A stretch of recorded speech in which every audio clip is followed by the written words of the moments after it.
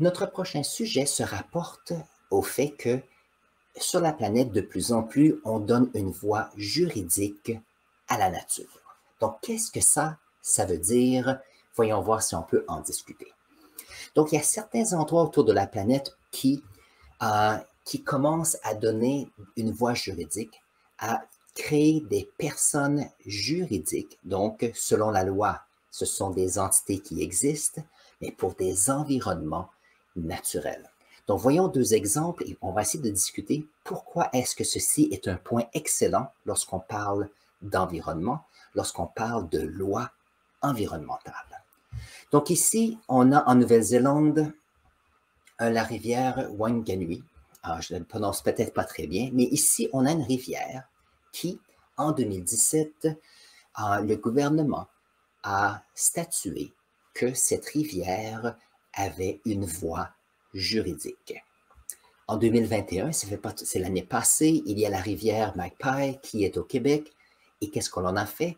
On a donné une voie juridique à cette rivière. Donc, c'était ici une collaboration entre le gouvernement, le côté juridique de la province et aussi les Premières Nations de la province.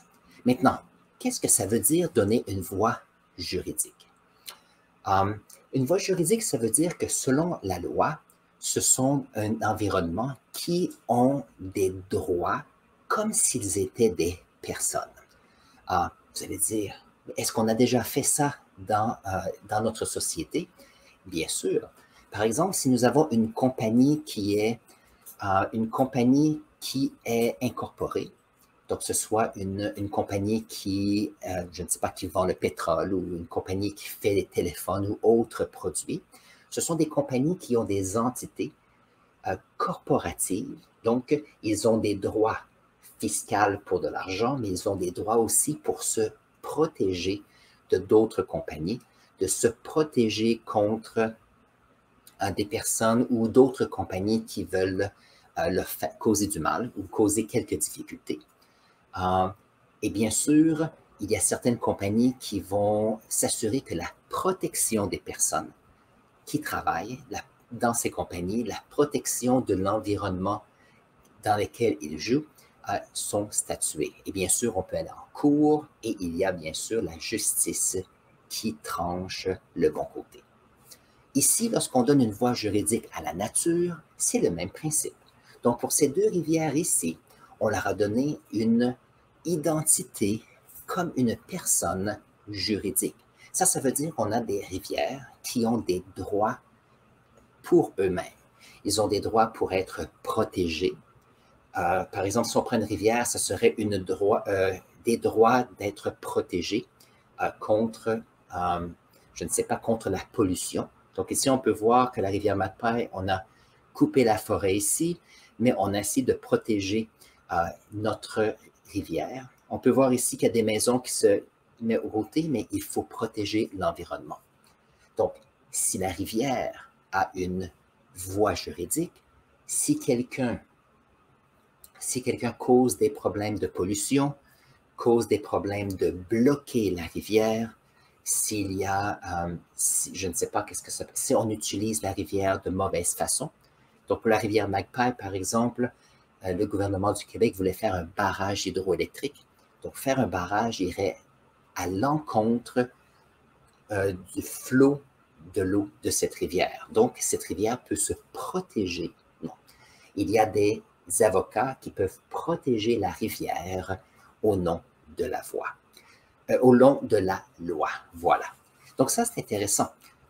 J'essaie de trouver un autre exemple. Je sais qu'en Indonésie, je pense que c'est en 2015, et en Indonésie, c'est le premier exemple que j'ai reconnu, c'est qu'on a désigné une forêt comme étant une voie juridique. Et la raison pourquoi on avait fait ça, c'est qu'il y avait des personnes qui vivaient près de la forêt et ils ont remarqué qu'il y a des compagnies qui venaient et faisaient la coupe des arbres pour des raisons économiques. Et ils se disaient que plus il y avait de coupe d'arbres, ça enlevait bien sûr la beauté de la forêt, mais ça enlevait des habitats pour les animaux. Mais c'était des forêts centenaires qui étaient dévastées rapidement. Donc, il y a des personnes qui ont décidé d'aller en cours et donner une voie juridique à la forêt.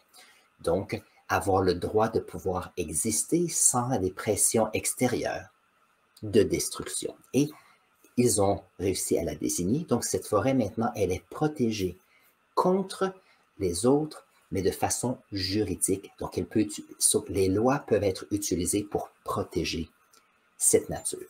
Donc, ça, c'est intéressant. Parce que, bien sûr, il y a des avocats qui s'occupent de la loi de la famille, de la loi corporative, mais maintenant, les lois environnementales peuvent être maintenant utilisées. Et ça, c'est intéressant. Donc, souvent, il y a des personnes qui vont être activistes et vont dire, ah, ce qu'on va faire, c'est qu'on va bloquer un chemin pour éviter qu'un projet avance. Ils vont faire toutes sortes d'actions qui ont tendance à être à court terme. Mais il y a d'autres personnes qui vont dire, OK, voyons voir si on peut utiliser les lois pour pouvoir protéger des territoires, pour protéger des rivières, protéger des lacs, des forêts. Et ça, c'est quelque chose d'intéressant. Parce que bien sûr, peu importe où nous sommes, il y a des parcs qui sont, par exemple au Canada, des parcs provinciaux et des parcs nationaux, où ce sont des régions qui sont protégées par la loi contre certaines coupes d'arbres, par exemple, on ne veut pas surexploiter la pêche et d'autres petites choses comme ça. Donc, certaines nations peuvent le faire, mais si on peut avoir de façon plus petite, donner une voie sur une forêt ou une rivière, ceci peut faire une grande différence. Comme une compagnie se protège par la loi des entités juridiques qui peuvent être contre eux.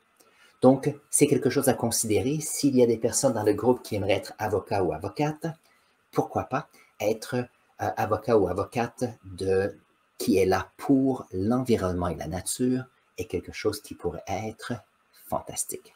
Donc, c'est quelque chose qu'on a discuté en classe cette semaine et j'ai pensé que ce serait intéressant de le partager pour vous. Et souvent, ceci s'est fait par des petits groupes. Je sais que la rivière Magpie, ça a été fait en collaboration avec le gouvernement et des groupes autochtones du coin. Donc, souvent, ce sont des personnes ou des groupes qui sont près de la nature ou d'un endroit et c'est comme ça qu'ils veulent protéger ceux-ci. Alors, petite ici parenthèse sur comment est-ce qu'on peut protéger nos écosystèmes en utilisant la loi. Donc, c'est quelque chose à considérer. Alors, je suis content que vous ayez été avec nous aujourd'hui pour cette vidéo. Prenez un instant et allez voir ce vidéo ici. Vous allez voir, on va apprendre quelque chose de nouveau. On se voit là.